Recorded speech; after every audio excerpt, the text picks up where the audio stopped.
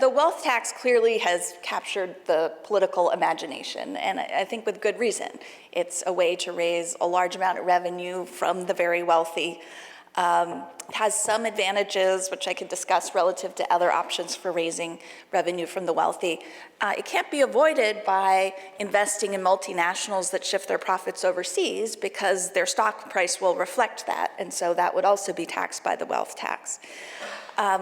I'd say my one worry, or one of my worries about it, which we may get to, is the constitutional risk. But I also thought the international proposals were really interesting. So there's sort of a hybrid of some other proposals out there.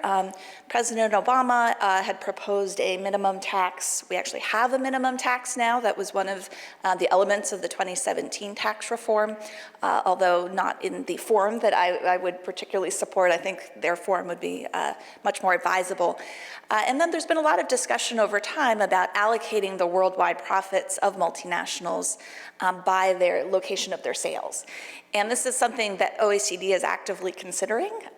What I thought was really clever in the book is they talk about sort of combining these two and saying, let's have a minimum tax, and then let's say the US, if we get 20% of the sales of a company, we can collect 20% of tax on 20% of that income, plus 20% of however they fall short from a global minimum tax. And so that way, we can sort of pick up the extra if other countries don't impose the minimum tax, which is a way to induce more cooperation. So I thought that was really interesting.